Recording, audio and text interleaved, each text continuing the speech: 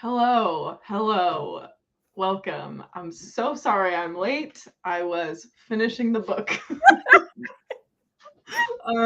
As is typical, but it's okay. Thank you for waiting. Thank you for being here. Thank you, Brittany, for being my guest this month, last month. Yay. Do you want to sorry, Sunday's doing tippy tappies. Okay, hi Sunday. Oh my gosh. Do you want to tell people who you are and what you typically read, kind of what videos you make? Sounds good. So I'm Brittany from over at Literarily Smitten. I had like a brief hiatus, but this is my third time, I think, in the book club.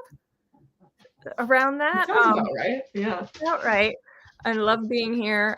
But I typically read a lot of historical fiction, some nonfiction, some recently a lot of romance, but Yeah. it's not the norm. And also a lot of sort of modern classics, so books written since 1900 through like the 1960s. Yes. I love it. And you are a Talia Hibbert fan, I I know. am.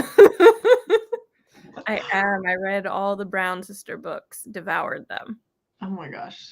I still have only read Chloe Brown, but after Chloe Brown and now after this is like I'm gonna have to go and finish Brown Sisters now. You're gonna have to, for sure.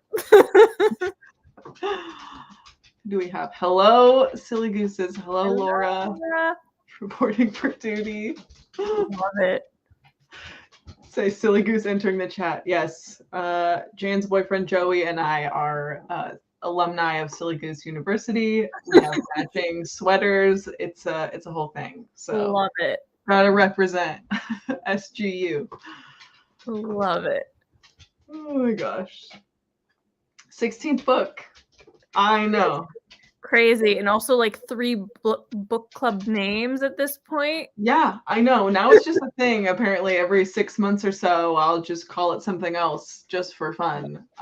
Which is, I do that in my house. Every 6 months, I'll like rearrange all of the furniture. It drives Wes crazy. Every 6 months, he's like, "So, are you getting the itch? Like, are we doing a rearrange?" And I'm like, "Yes, we are." So similar vibes. It's like we gotta change the energy. Silly Goose Book Club now, I guess. First month, technically. Yay! Of Silly Goose Book Club. Sunday dances. Yes. Oh, yep. Now she's all excited.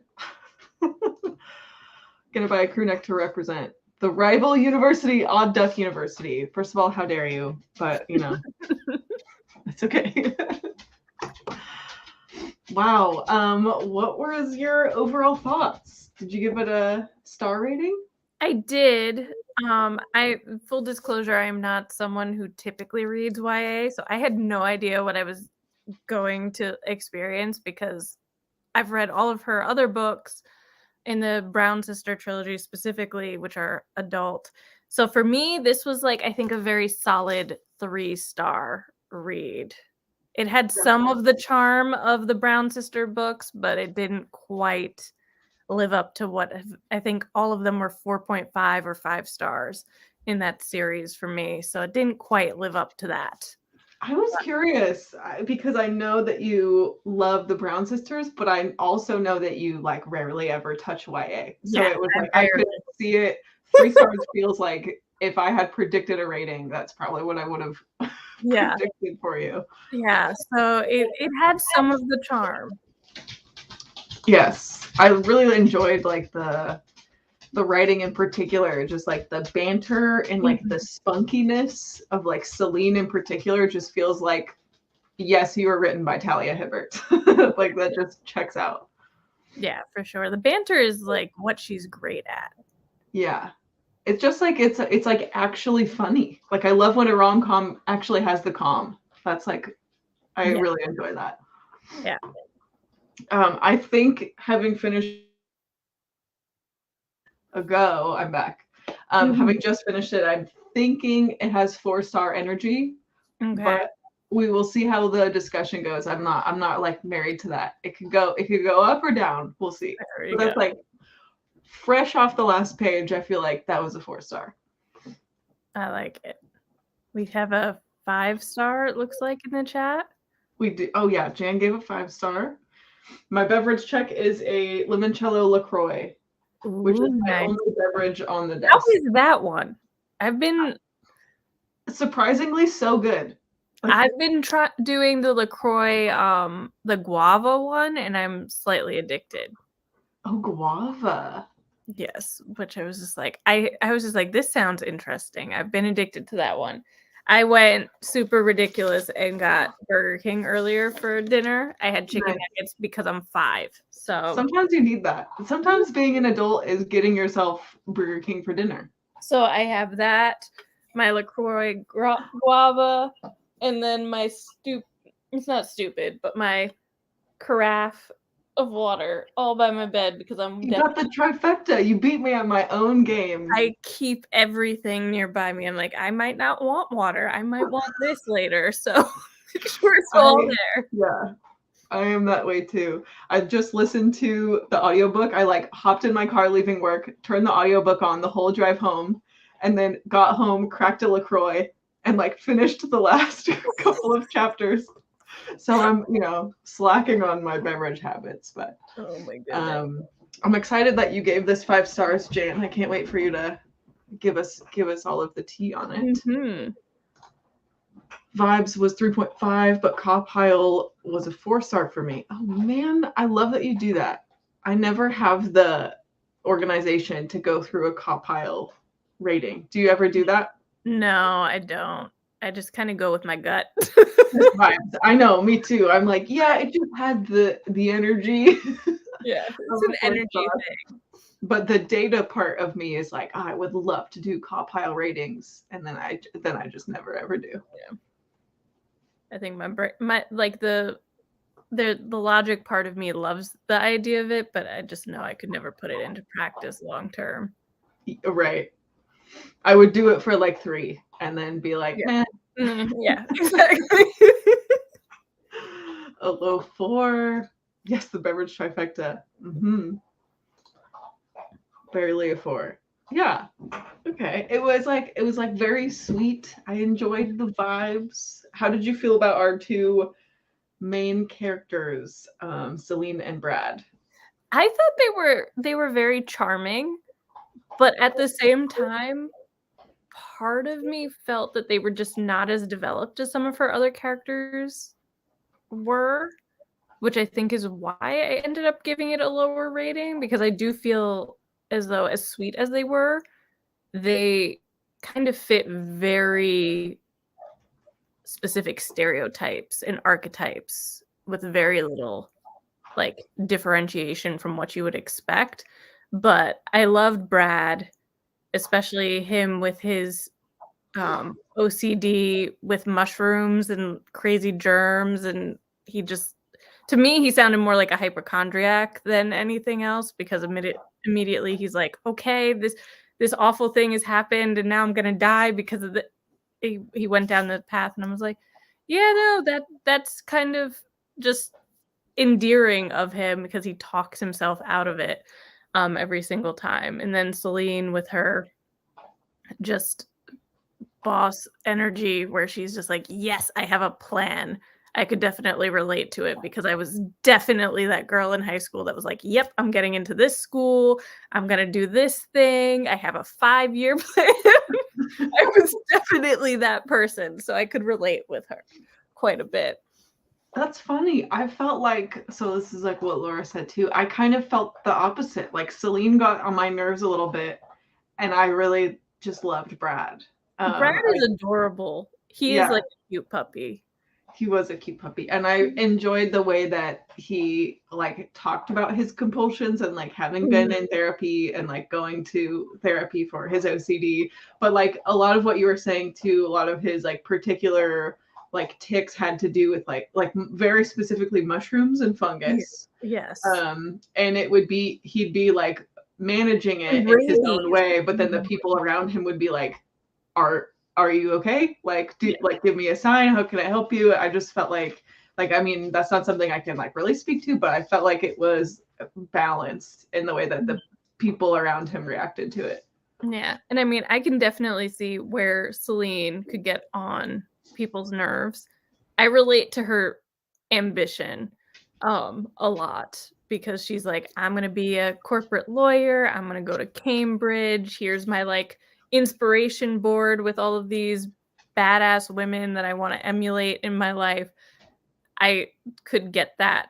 But also part of me just did not understand exactly why they like ended a friendship that had endured for so long over something so kind of silly. And I mean, I know they're teenagers and that's what teenagers do, Right. but I was also just like, so really the reason this whole happened is because Celine is terribly immature when it comes to stuff like that. She was just like, yeah, no, you want a different set of friends and I don't fit in with them, so we can't be friends now, is how I kind of translated it in my head. And I was just like, yeah, because people can't have more than one friend group. I'm very confused. Right. I think like it's like what you're saying is like reading it as an adult is like, what? Girl, just have two friend groups. But like thinking back of like me in high school, Yeah. I went through something really similar with a friend that I had been really close with like our whole childhoods, and then middle school came and I went the band kid super dork route, and she went like cheerleader jock route. And it was like, instead of being like, hey, we have different interests but still enjoy each other's company, it was like, we're not speaking anymore. And it like turned into this weird thing, and I had this chip on my shoulder being like, you left me for the popular kids, and then like we're fine now, we've talked about this like years later. But she had experienced that of like, oh, I was like coming across as like pretentious and entitled, and like, oh, you only want to hang out with like your like smart nerd friends, and I had seen it as like something completely different. So that was a trip for me to read about a fictional story with two friends who went through like something that I also went through like in middle school. Which is wild because I mean, I think I went through something similar, but it was with an entire friend group and it was very similar. Yeah.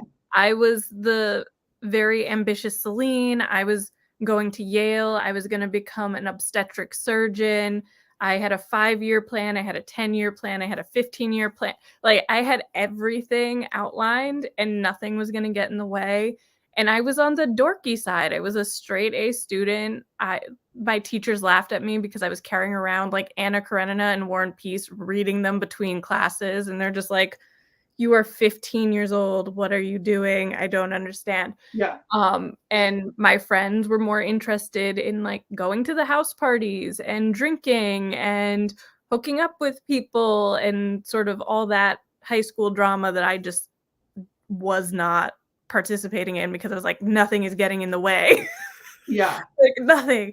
And they like dropped me like a hot potato because they were just like, well, you're interested in reading Leo Tolstoy and we're not. And I'm just like, so because of that, we're going to end a friendship.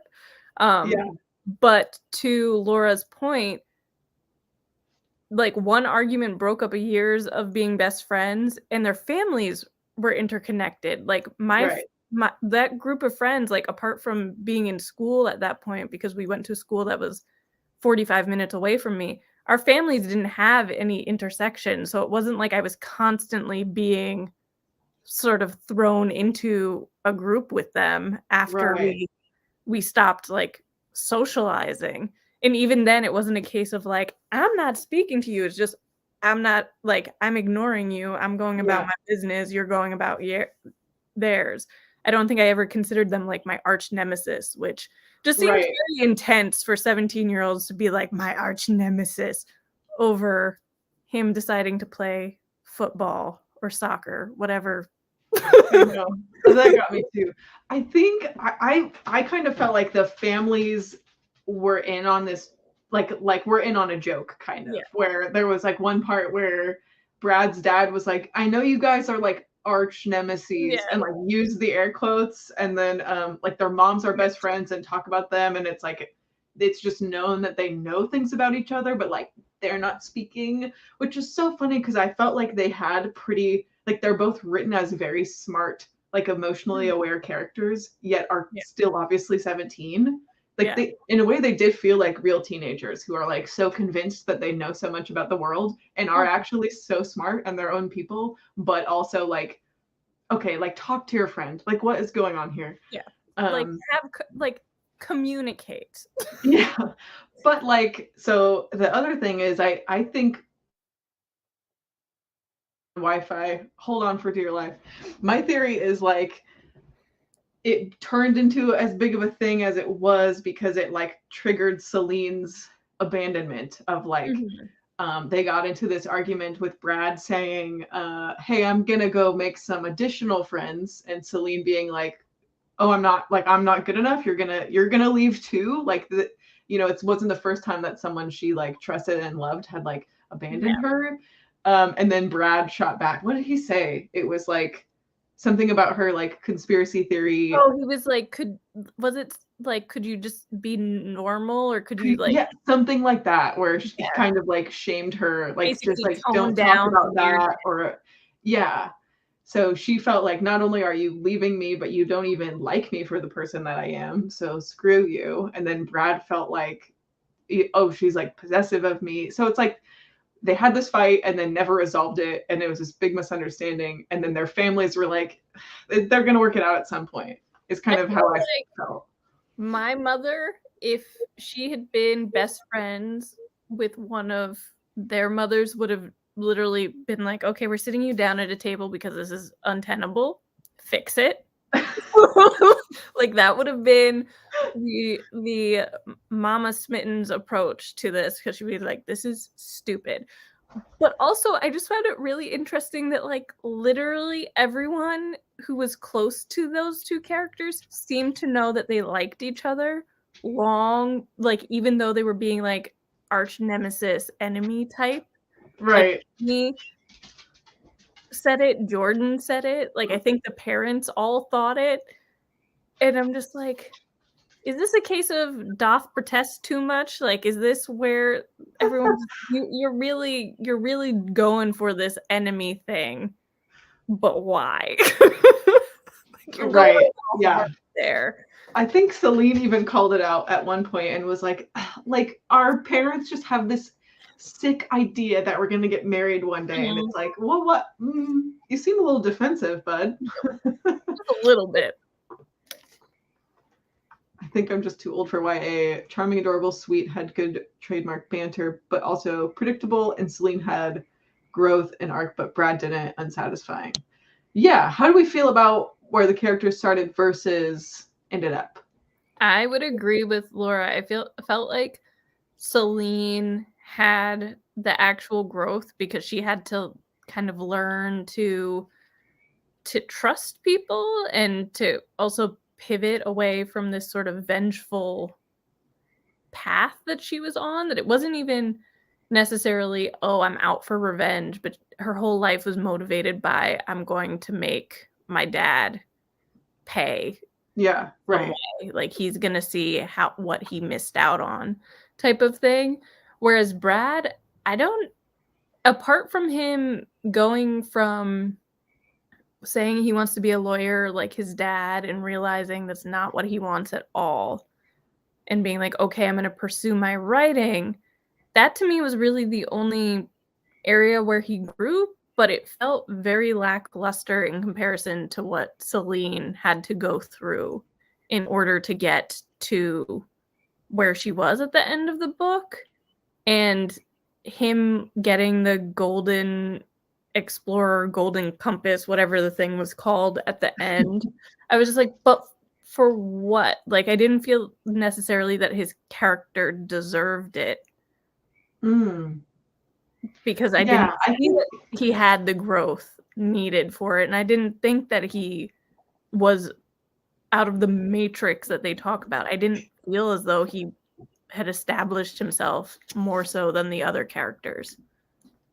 Yeah, that was I don't know, it was like kind of a neat way to like tie everything up, wrap it all up. And I felt like he the growth that he went through was more subtle than Celine's big arc of like this like great epiphany about like, oh, I've been planning, you know, I have so much to unpack and I've been going about this wrong and I think I want to start therapy. Like that was like definitely the focus. And Brad's was like a little bit more internal, being like, like I'm kind of like my family is so supportive and so loving and I have nothing to complain about and I just want to make them proud because they've been so good to me, but like I don't want, you know, I just don't really want to do that, Dad, I'm really sorry. And that was kind of his arc, is coming to terms with like what he wants to do with his life. Yeah. And I think for YA that's the perfect arc, I would argue, is like that feels like I'm thinking back on my senior year of high school being 17 and applying to college, especially in California. This is why I applied to out-of-state schools in particular. It's really hard to change your major in California once you're accepted under a certain major. So to put that pressure on kids is like, I feel like it carries more weight than a lot of times adults realize or remember, to be like, oh, you better figure it out. You better know what you want to do, because whether you go to college or not, or you do go to college and graduate and use that degree or not, is like, you can tell that to teenagers all day long. Like, yeah, it doesn't really matter. Like, do whatever. It's no big deal. It feels like it really matters when you're 17 and when every adult around you is like, what are you going to study? What are you going to do? Are you going to be a lawyer like your dad? So I felt like that was like a internal struggle for Brad that he was kind of grappling with mostly on his own, kind of with the help of like Jordan and Celine eventually, but not as like a dramatic on page like realization as Celine was having. Yeah, I mean, I think for me, I get what you're saying with it being sort of this internal, more subtle change, and definitely remember that pressure. But what I found interesting is that he came from such a supportive family, and his like arc was really follow your heart, do what you're passionate about. But it's not as if he's not surrounded by people who are doing that. There were so many characters in this book who were just, they were pursuing things that they were passionate about. Minnie wants to be a dancer. That's not exactly a stable career path, but she's thrown herself into it. Giselle, Celine's sister, wants to be the next Georgia O'Keeffe. Like, again, not a super stable career path. She's working at McDonald's as a crew member because it works with her like artistic kind of crazy vibe. Mason, his younger brother, wants to be a footballer. Like, there's so many characters in his world and orbit that are actually pursuing things that lend themselves to being not the lawyer, doctor, right, like veterinarian, accountant, those types of things. And so I was kind of, I didn't understand why to him it didn't click. right, at all. And it was, oh yeah, Dad's a lawyer, I'm gonna be a lawyer, I want them to be proud of me. And it's literally your obnoxious brother wants to be a footballer and they're supporting him. So why do you have to keep the fact that you're writing a book or trying to write a book such a secret? Which I'm just like, I'm sure they notice, because it's not like that family seems to respect boundaries like everywhere. I'm sure they notice that you're like at a computer all the time. Like, when do you think you're writing this book? No one's surprised. And the fact that they were surprised, I was kind of like, I don't think it's that surprising to me, especially because Jordan knew, and Jordan doesn't live with the guy. Yeah, right.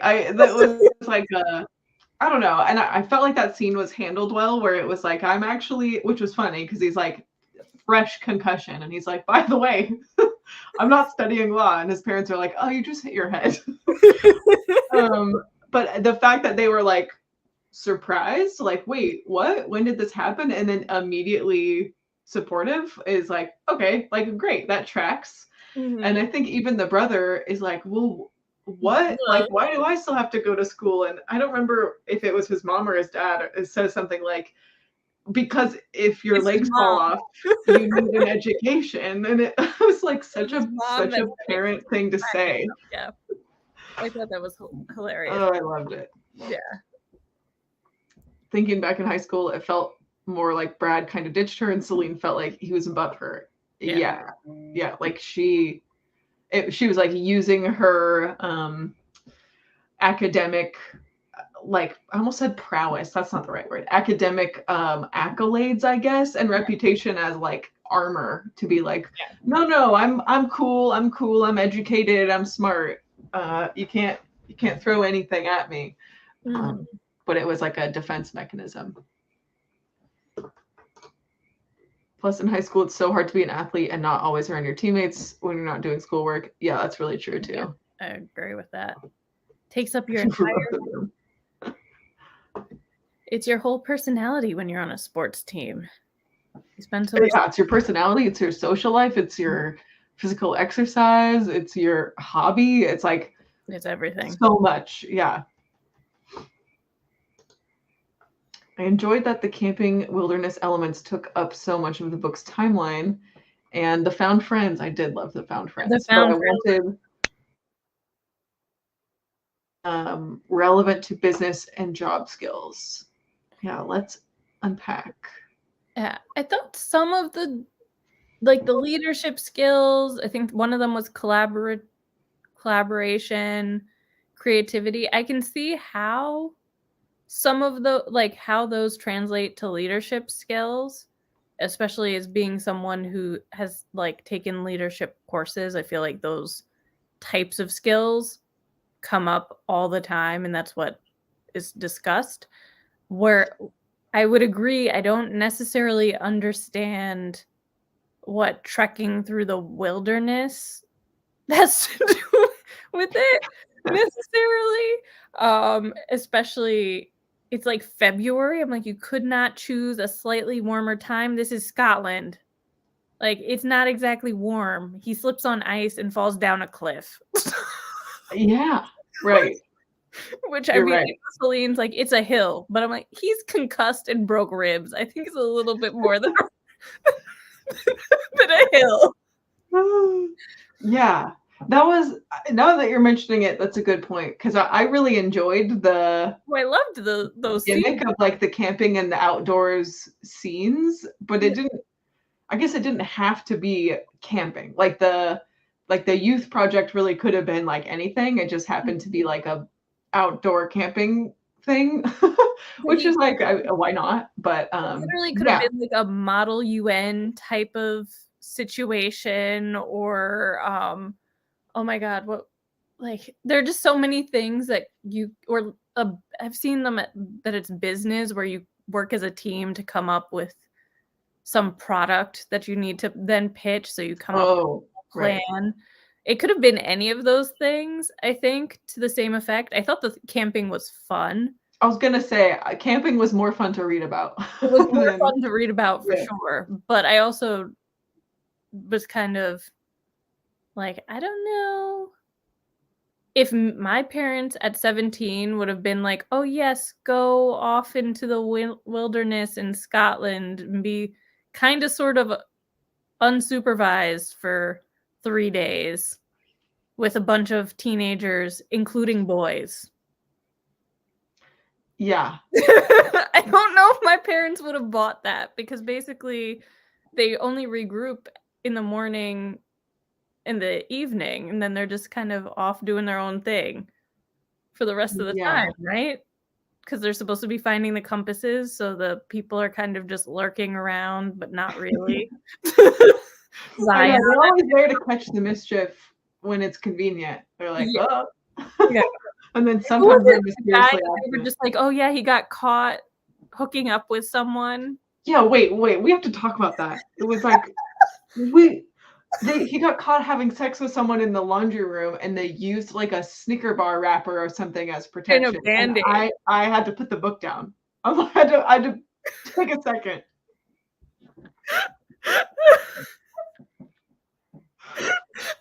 I sat for a moment and I was just like, did I read that right? And I think I like read a few more lines and then was like, no, I have to go back. Yeah. I'm just like, oh my god. But yeah, that was a moment. Alan, that was was it wild. Alan? Was that his name? Alan, yeah.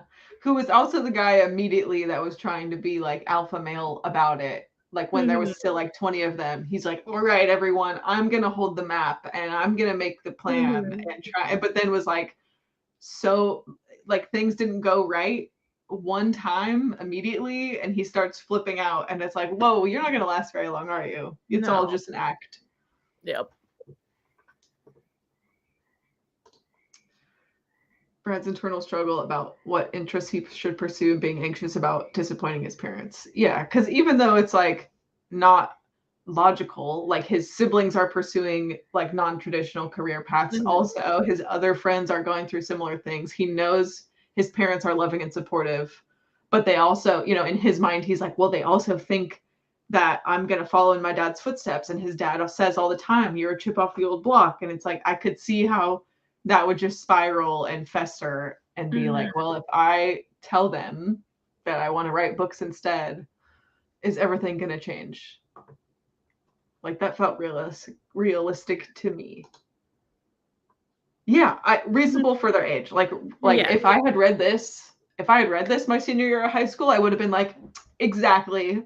Yeah. And now it's like, oh, this is so silly. But I know that I would have been like validated and related so hard when I was in high school. I think I'm definitely in the camp with Laura where I'm just like, I think I'm probably a little bit too old for YA, because even if they were reasonable for that age group and like 17-year-old me could relate to some of it, it just felt a little too predictable, a little too twee. Yeah. And just like there wasn't enough depth. Like I think I wanted more than I got, basically, but it is accurate to their age group because they're 17-year-olds, so it's not like they know real adult problems. Like they're dealing with picking out colleges and what they're going to study, and right, like that is the biggest thing, and who doesn't like them at school. So it makes sense. Right. Yes. Sorry, Wes just got home, so Sunday is all excited again. Little tippy tappies. Let's see. What is the camping romance similar at all to a hiking date? Oh yeah, my hiking date sagas. Theirs went slightly better. I mean, they had better success overall, I guess, than my hiking date saga. But, you know, no concussions or broken wrists on any of my hiking dates. So that was a plus. I forgot she broke her wrist. That was in the very beginning, so randomly. He's like, oh, wait, I forgot I hate you. I'm going to drop you. Okay. Yeah, that felt a little bit random to me. But, you know, it was action. Like, it was some things were happening. Yeah, fortunately for Selena and Brad, no pathological liars on the hiking dates. That's good. Yeah. Am I the only one who wanted a little bit more of conspiracy theory content? Yes. I agree. And also the conspiracy theories that they do kind of allude to didn't feel like real conspiracy theories. Like of all the things in the world, like the only one that seemed like a true conspiracy theory was something about aliens that she briefly brought up. Like, and I think it had to do with her father because she used to say that he was abducted by aliens. But a lot of it, there was like the random tree thing that I was like, is that a conspiracy? That all the trees were baby trees because there used to be big trees like the size of volcanoes. And I'm just like, out of all the conspiracy theories in the world, that's the one we go with. That's the one that we get the most information on. I know. There was a couple that were kind of alluded to, and I felt like she probably just didn't want to be too heavy-handed on like real conspiracy theories like in a fiction book for teenagers. I get that, but it was like I could have used some more super silly, very made up conspiracies if that's how we were gonna go for that. But yeah, the tiny tree thing really gave me a giggle. I could just imagine Talia Hibbert being like, okay, what's the most ridiculous yet harmless like conspiracy theory imaginable? Be like volcanoes, trees. Great. So funny. Yeah, the conspiracy stuff would have been a bigger component because they are constantly talking about like, oh, you're like internet famous. Oh, like you talk about this, you talk about this. 32,000 TikTok followers by the end of the book because Brad like brags about it for her. And I was like, because of her tree theory? Because that's the one that he says blew up. Oh, maybe that was the one, but she was also making one like of Brad from their trip. Yeah, because she was gonna put the like enrichment course like on TikTok. Yeah. But he bragged about her metrics and that he talked about one of her things going viral because at the beginning of the book she hadn't hit 20K. Right. Yeah, I don't know. I liked that it was a part of the book, but that was mostly like an off-page element. Like the characters would talk about it and it'd be like, oh, that's right. Like you do your TikTok thing and then it would like move on. And I wanted it would kind of vanish. Yeah. I'm like, no, tell me more.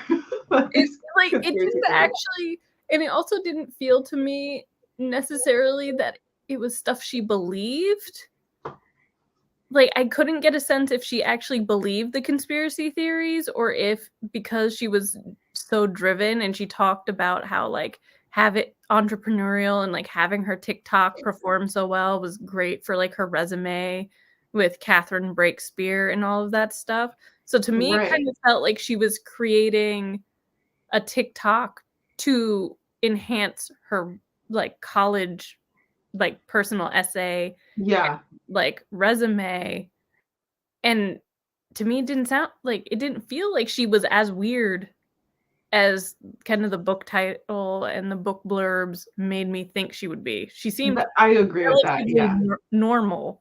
Very normal person. Have this TikTok kind of off screen. Yeah. And I think maybe a little bit of both. There was a part where she talks about how like I can be a smart, educated person and also enjoy like the joy and the fun of a harmless conspiracy, which is like, okay, so she's like having fun, but she's not like invested in these conspiracies. She's not like aluminum foil hat. No, right, exactly. Except that she was talking with Brad, like a whole point of contention with their like blow up argument was like, oh, my dad was abducted by aliens, like that's why he left. And I couldn't really get a sense. Maybe I was just like with Brad along for the ride of like, what are you talking? Are you serious? Are you making like a I couldn't tell. Joke? I couldn't tell. Yeah, maybe I'm just not remembering that very, very well. But that was how it started, I guess, was her kind of using conspiracy as like a coping mechanism in a way of like, oh, ha ha ha, he was abducted, he's an alien. Even though it's like she's clearly a very smart person to be like, well, obviously, I don't know.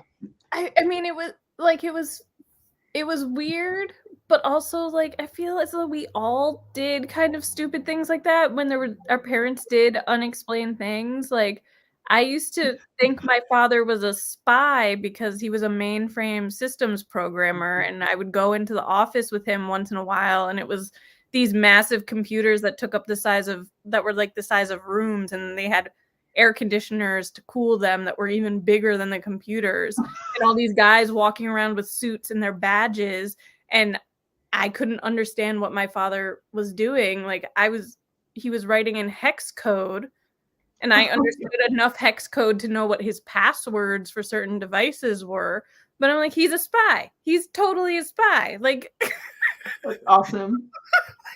I couldn't, my like childhood brain could not wrap itself around that. No, he has a white collar job working on really, really big computers. It was just, nope, he's a spy.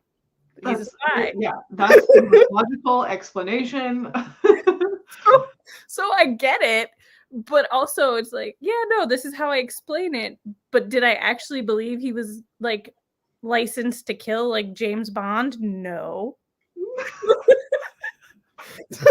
Oh my gosh. But I was convinced he was a spy. That's so good. Yes, it is exactly the sort of ridiculous rumor. Mm-hmm. Because I'm just like, the twisted brain. That's true. And the way that they like dropped it around, it was like either around breakfast, probably around breakfast, because they're like, why are we down a person? And they're like getting ready, you know, making camp for the day or cleaning up camp for the day. And it's just like so casually like, oh yeah, I heard he dropped out because he was having sex in the laundry room and they used a Snickers wrapper as a condom, or like, just like, can you believe? And then moving on. Yeah. Okay. Anyway, so our expedition of the day was like, whoa, I need a break. Oh man. He was shook because he realized how attractive she is, and that's why he dropped her. Oh, I mean, that sounds more teenage boy to me. Yeah, so that's probably right. That does sound more teenage boy. I just didn't, because that was when they were in. It wasn't like detention. It was like go and finish this assignment, and then they were like eavesdropping on something, and then they fell. He caught her, and I don't remember, and then he dropped her. Yeah. So I have a question because I am a YA romance virgin. This was my first book in this genre. Is this typical romance for a YA book? Because going into this, I was just like, this could go a number of ways. It could be that it like all the like physicality is like kissing and petting of each other. It could be fade to black. And then I was like, oh dear God, I hope it doesn't, because my brain was just like, please, no actual sex on the page. Because Talia Hibbert sex scenes in the other books are very, very steamy. And in my head, I was just like, oh my God, I'm old enough to be these kids' mother. I can't deal with this. I was like, would I have had to have been their age to have a kid their age now? Yes. But in my head, I'm like, oh my God, I'm old enough to be their mother biologically. I don't know if I can deal with this. I was like sweating bullets because I was like, I don't know what to expect in this book. So is this normal? Because I was just like, yeah, all they did was kiss and make out. But I also felt that their like first kiss was very abrupt. Like I actually thought I skipped pages accidentally. I felt like the first kiss you're talking about when she goes to his house and they're like arguing and then they're kissing. Yes. I think that's off. It's like fade to black and very like read between the lines of like they fell down on the bed together. Ooh, end of chapter. But it's like insinuated like that's their first kiss. Yeah. I think that was their first like bit that of was action. Their first kiss. But it's like it ended in one chapter and then he's like, this is a bad idea, but they're still on the ground. Oh, you're right. It just like was like a fake chapter. But that whole thing just felt very abrupt to me. Because I literally thought I had missed like flipped 2 pages accidentally because I was like, they were arguing one minute and now they're making out. Like where did this transition happen? I thought we were arguing. Like what happened? I would say I haven't read like a copious amount of YA romance, but I feel like it was pretty on par. Okay. As far as the like affection goes, because you're so right, and I think kind of the typical like opinion right now is like I'm not someone who thinks that steam or spice really belongs in YA. It's like I don't know. I don't know if I could read it now. Maybe if I was that age group, I don't think I would have a problem with it. But at my age group, I'm like, I really don't want to think about this. I really don't want to. Normal to a little bit more on the steamy side. I've read so many where the big end culmination equals first kiss, and this one had multiple makeouts, but not on page petting, etc. Okay. Yeah, you're probably right, Laura. And Laura is someone I would very much trust with like a spice kind of a rating. Because I was like, I have no idea. Because there was like multiple sweet moments, etc. But it wasn't like lengthy. It wasn't super in depth. It was mostly I mean, it was present, but then they would like immediately Yeah, it do would something else, or transition. Like you'd they'd mention that they made out, but it would be after the fact. So you'd hear that they'd kissed, and then like Brad in his headspace would be like, "Oh yeah, we made out," or something.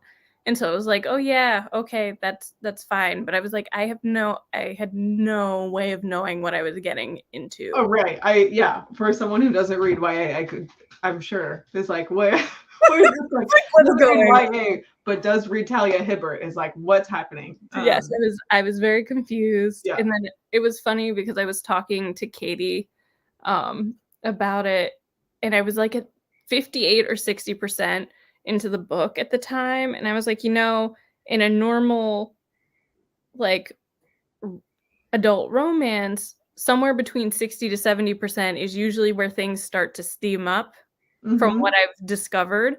And I was like, but I don't understand, like they haven't even really admitted that they have feelings for each other in their own headspace. They're just like, oh yeah, he's so handsome, she's so pretty. Like they haven't done any of that. And then literally the next page was like, oh yes, they're on the floor making out. And I'm like, where did I become? The formula. It's like it works. It works even in YA, but it's like because I usually listen to these books as audiobooks, I've noticed the percentage. I was like, yes, the formula. That's still pretty crazy. Yeah. But it was like 58%. I'm like, yeah, usually I have no idea now, but and then literally read 2 more pages and boom. Yeah.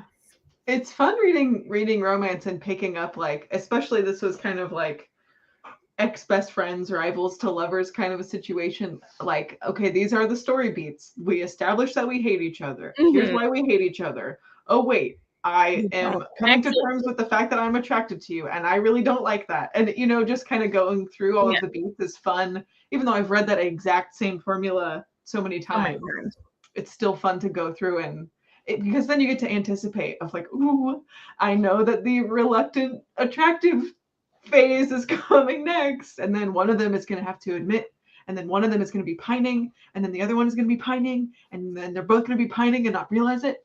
It's just like those little steps. Then there's going to be the conflict where they like have been like making out or whatever, and they're like, no, we can't do this, and one of them has a hang up, and then they're not together, or they weren't together in the first place, but now they're both like avoiding each other, and then it all magically resolves itself at the end.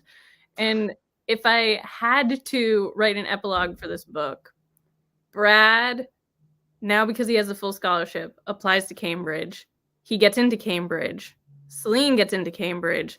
They end up both going to school together and live happily ever after. That's the epilogue. And that's kind of where I thought we were going, because in the very first chapter of the book, Celine is like so Cambridge, and is like asking Brad about, hey, are you going to Cambridge? First day of school, are you going to Cambridge? And it's like, my brain was like, the formula, we're going to come back to Cambridge. They're going to both get accepted and go to school together. Yeah, and then we just didn't like quite get that.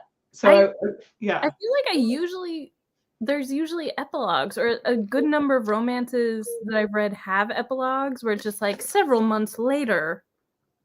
Yeah. And the characters are in their kind of their little love bubble, and like things have progressed.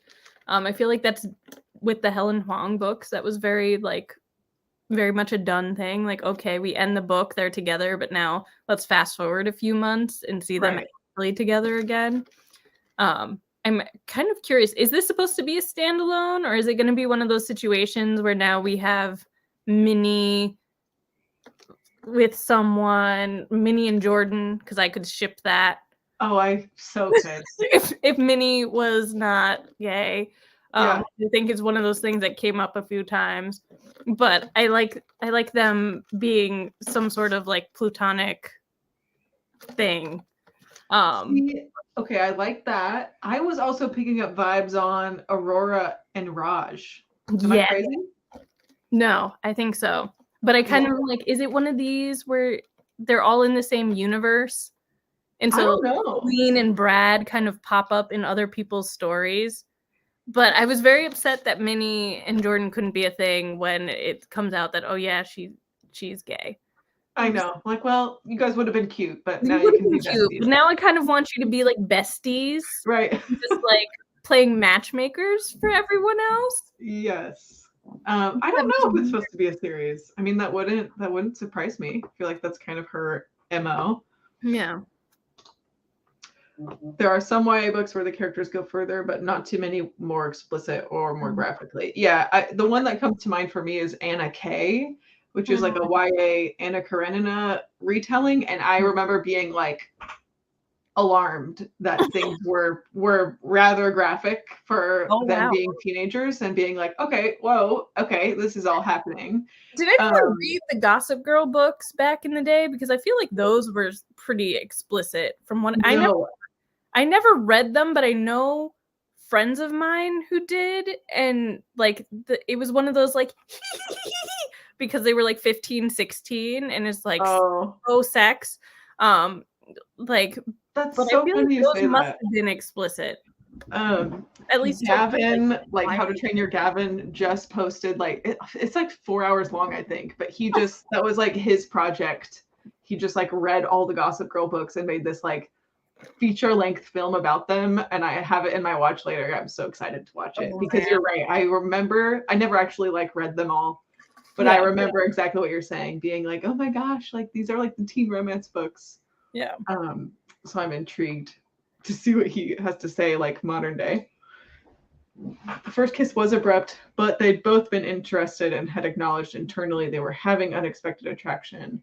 Yeah, so it was like abrupt externally, but it just was like, oh, we're already emotional and heated from like this argument. Classic. Now we're like surprisingly so close together. Oh, how did we end up here? Yeah. I also really enjoy this. It would have been happy months together, but mutual breakup, and then a second chance romance years later. Yeah, that makes sense. Let them mature and come into their own. Yeah, I do like it's. I probably shouldn't expect epilogues in romance, but I kind of do. Yeah. And then when there isn't one, I feel like, oh, okay, I'll just make it up myself. I'm like trying to see if there's anything on her website about whether this is supposed to be a series or not. Yeah, I don't know. That kind of intrigues me. Books. Right. No, she has it listed as a standalone. Okay. She does have it listed as a standalone. And also, I don't know if you read the acknowledgement. I'm one of those people that does, but apparently she was diagnosed with OCD. So like she's pulling from her own experience, and she says OCD runs in her family, which I thought was interesting because I feel like the OCD and the tics that Brad had weren't ones, like I said at the beginning, that I would necessarily think of straight away. But having her interacted with so many people in her family that had it, and also having it herself, I thought was interesting. Yeah, having like, and I'm sure like what an experience being able to write a character with something that, you know, you have your own like lived experience in, to be like, hey, I've never really seen it done in a way that feels true to my experience. Yeah. So writing like, you know, giving Brad some of those characteristics too, like, I don't know. I mean, I remember thinking that like while reading it, like, wow, this is so specific and so particular, like that I'm sure there has to be someone, if not herself, someone like around her, or even just like sensitivity readers that like it just felt so like careful, the attention to Brad's OCD throughout the book. And then I also always read the acknowledgments for her to be like, oh, by the way, I just it like was, oh, light bulb, like, oh, that makes sense to me. Yeah. So much tension. Yeah. I don't know that I felt that there was much tension here. No, the tension was like towards the end. I guess this is what we haven't really talked about yet. Yeah. Of like, oh, we both love each other but haven't said that to each other. And then I don't want to be the one embarrassed because I don't want to lose this person as a friend. So maybe we should just cut it off. That like went on for the whole last chunk of the book. And that was like the tense drama, but there wasn't a lot of like physical tension. No. It was very cutesy, which I mean, I guess is kind of the appeal. Right. But Yeah, I'm good with cutesy. cutesy is fine. But yeah, I don't know that I felt like a ton of physical tension between them. But that tension that you're talking about where they're both, I think it is very relatable. They're two people that weren't friendly for an extended period of time. They start reconnecting and they both become very, very concerned about whether they're going to break the thing that they just started repairing if they go too hard and too fast into like, we're friends now. And didn't she say it was like 49 days later I'm like in love with you or we're dating or something? Like she gave some number. Yeah. Like, you counted? Yeah. She's like, you didn't? That was one of the funnier moments in the book. He's like, I count everything. Of course I count. Yeah, true. But yeah. True. Yeah. Well, I feel like I've officially landed on a 4. I mean, that was my thought to begin with, but I think I'm like settled in my feelings. You're settled in your 4. We like that. I think I'm like, now I think I'm between like a 3 and maybe a 3.25 because I use the story graph so I can put those random fractions. Because I do think you guys brought up some good points. I think I'm just a little too old for the high school antics.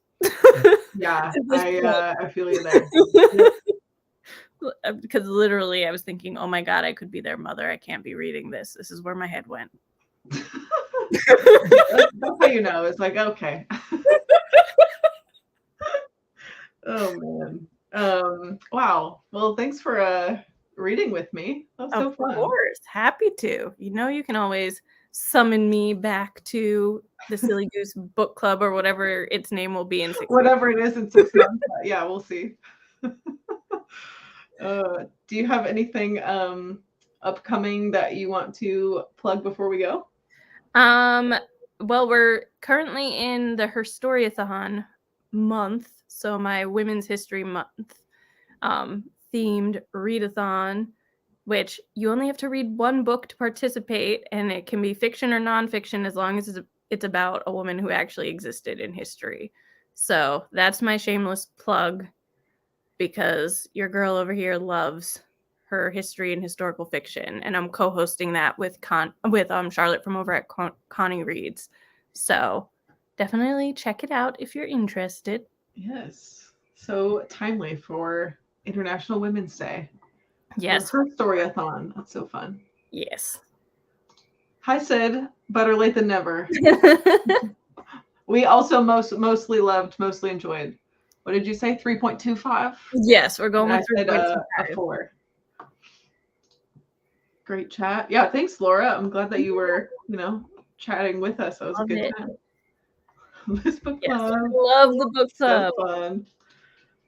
Sounds like a super fun readathon. I know. I'm hoping to get through some nonfiction. Yeah, I have this month for it. I have like a stack of books beside my bed that are like, these are all my Her Storyathon books that I need to get through. But I was in the middle of 2 romances that I needed to finish. This was being one of them before I could actually sink my teeth into my readathon book. So now I'm like, it's on like Donkey Kong. I need to read so many books. Gave it a 4 also. Nice. It just looks so like sweet and lovely.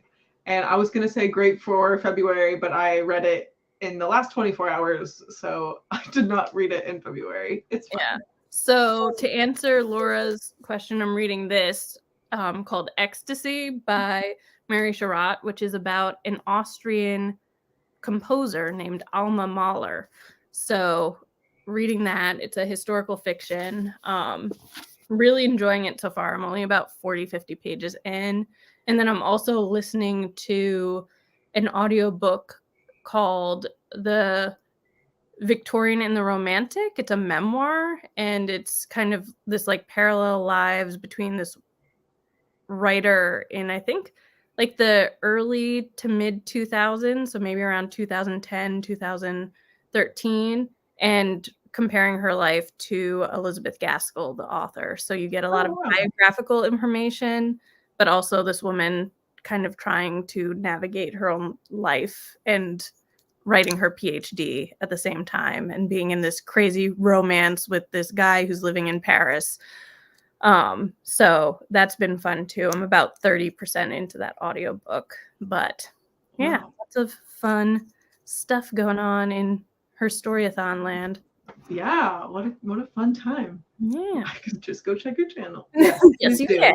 And then stay and be best friends with my friend Brittany. Yes. You were like, I know we've talked about this several times. You really were one of my like first friends. Yes. And I'm like, it makes, whenever you hit like a milestone on your channel, I'm like over here doing like a little like happy dance. I'm like, yes, my friend doing big things, making moves. Well, that's gonna be me like shortly because you're like this close to 1K. So. I am this close. It's like torture when you're this close and you're just like, don't breathe because you know how the numbers go up and down. So I'm like, hold my breath, nobody breathe. Yeah. So close to 1K.